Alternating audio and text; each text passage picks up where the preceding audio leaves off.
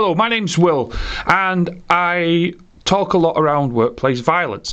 Incorporating that is personal safety, lone working, elements of security, and a bundle of other things. And what I wanted to do quickly was just give an update in reference to where we are as a company, as Quell. You only see me, which is okay, because I'm the only one that seems to want to do the videos. No one else wants to do them. And that's understandable. But what we've done in 3 months is quite surprising. We have got a load more followers through our LinkedIn, we've got a load more clients, and we've actually generated the subject content around workplace violence, whether we're doing it on our virtual, our e-learning that's very popular, and also through, shall we say, certain guidances of policy and procedures that we've been writing for organisations. The YouTube itself is not based on anything to earn us money. It's because our clients were asking us for short videos, and a lot of our attendees were asking us questions, and we thought it was a good way to communicate with people. So we're doing this more on a basis of letting people have a bit of a better understanding and just trying to give certain people answers that they might not find. So moving forward now, we're getting more and more questions, and it's great news. And we're getting people that want to subscribe but don't want to subscribe on our YouTube because they think that they're going to be highlighted or their information is going to be shared. I can assure anyone that shares their details with ourselves it's confidential. And secondly, if you subscribe onto our YouTube, no one's going to see it, only me, theoretically. And I have no intention of chasing you or getting in touch with you. I let people come to us. So that's something that I want to point out before I start. Now on that, the video I want to do today is on call handling. I get a lot of questions both from organisations and from, shall we say, call handlers. So I've broke the video into 2 parts, as you'll see. First part I'm going to talk about the organisation, and the second part I'm just going to talk about call handling. Because, let's face facts, call handling at the moment is a very popular subject because people can't go out, i.e. staff, to physically meet people as much. So let's see some ideas.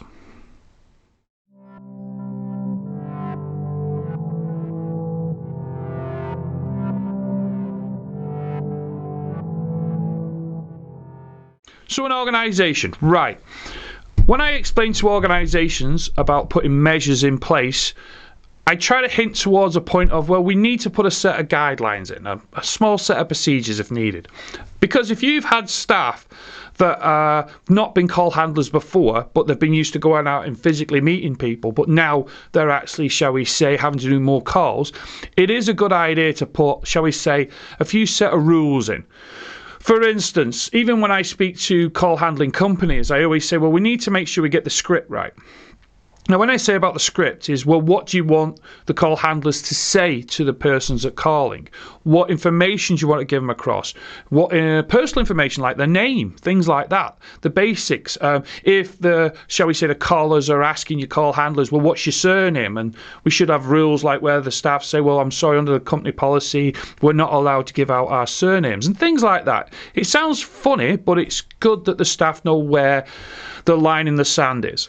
Then we look at it from the point of, okay, then what information do we attain from the actual caller?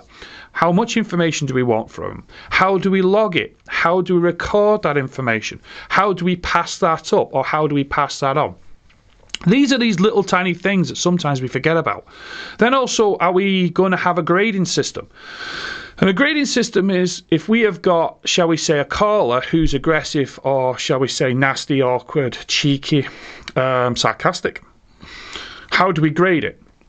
What grade are we going to put it into? And that's down to the level of risk. Again, I always say, let's look at the organisation. What are they? Are they, shall we say, housing and care sector? Are they utility sector? Are they hospitality? Because this goes down to work within hospitality. Are they a retail? There's all these things that have to be taken into consideration, but can be done quite easily. Not only that, when we've got the grading system, how do we handle that? So let's say, for instance, we're starting to get a caller that is aggressive a lot. Well, how do we handle that? Do we send an email? Do we send a letter? Do we get one of the management to call them? Again, what are the rules for the manager for when they call? These little things come together. And one of the things I like to point out to organisations as well, how do you want the call handlers to end the call? Bye. Thank you very much. Appreciate. Can you tell me what you thought of the call? Do you have any support? Little tiny things like this, because that's what we want to do. We're delivering a service.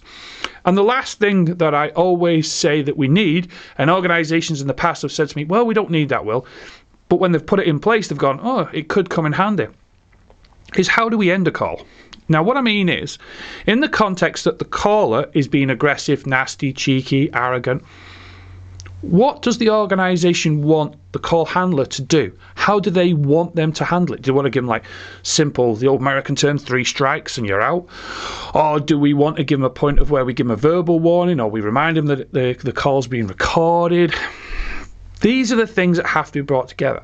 It's easy enough saying, well, them staff over there, them call handlers are mature enough and know what they're doing. But if you just let staff do their own thing, in a sense, each one will do their own thing. And each one could have an effect of a risk of some other staff member or somebody that's actually working out off-site. So these are things, if you're an organisation, I'd like you just to have a sit back and think about. So call handling, it's not an easy job. If you've never done it before, you don't know how difficult it can be. Because some of the call centres I've dealt with, the call handlers can be dealing with 10 calls an hour. And if you think about it, 60 minutes in an hour, that can be quite intense.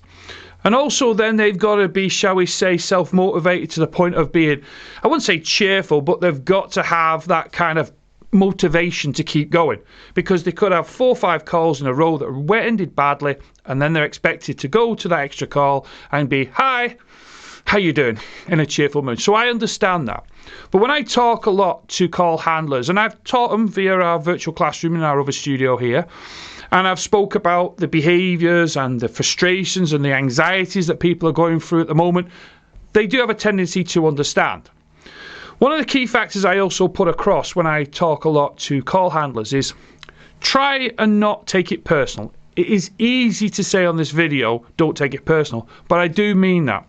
Because when you get a high degree of callers ringing up an organisation or a call centre, whatever you want to refer it to, they've got a problem with that organisation or that service. And what I try to say is don't try and think it's directed specifically at you, even though they could say for instance sarcastic things, or they could refer to you being a female or a male or a young or a mature call handler. It doesn't matter. Or an accent, they go for accents a lot. I mean, look at my accent. I mean, I get mixed up between Manchester and obviously Yorkshire for some reason, and when I get angry apparently I sound like I'm from Belfast, so I don't get angry that often, but apparently that's true. So I do have a tendency for people to take the mick out of my accent as well. So I do try to push this a lot across to the actual call handlers. I then also say things like, well, we need to set some boundaries. We've got our procedures that you should be actively involved, making sure the management giving their assistance and making sure you give them advice and guidance, not in a patronising way, but in a way of, because you're handling the calls, managers like to know what's going on, and it's good to pass that information. But it's also like to make it sure that you understand how you actually, shall we start the call, what information you give across, how you give it across, understanding the context of, I know we can go into GDPR, but I don't want to go into that, but what are you allowed to say, what are you not allowed to say? I also say then setting the, shall we say, the boundaries with the caller. Is it a madam, a sir, or do you want to refer to their surname as a mister or a doctor? Or is it happy with the first name? Then if they come on and they rant and they rave and they're getting excited, let it get them off the chest. Let them speak, let them go for it in a sense. We'll talk about profanity in a minute. But if we interrupt them too soon, it just agitates them. And then if we let them go on too long as well, we've got to remember that. So when they start to repeat themselves, that's when you want to interject in to say, well, can I clarify this? Because if you don't, and they go on too long, you start being told things you really don't want to know. So these are these little things that you should be thinking about. Taking notes, recording it, if you're on the keyboard, whatever you want to do. Asking them factual questions, keeping it within the boundaries. Asking them what do they want, asking for the solution if needed. Then advising them what's going to happen. What might seem a minor thing to you, to the caller could be a major thing. So we've got to identify what that is. Some callers have a tendency to think that if you just press a key on your keyboard, everything's fine. We know that doesn't work. But again, it's highlighting how we're going to basically put this across. If you've got somebody that's using a lot of profanity, swearing, how do we deal with that? Just telling someone to stop swearing, it doesn't necessarily work. It can trigger them. Say to them things if necessary, or what you think's right. I'm sorry, can we refrain from the swearing because it's being recorded, it doesn't look good? No, things like that. I appreciate if you don't swear, please, sir or madam. No, these kinds of little things we've got to think about.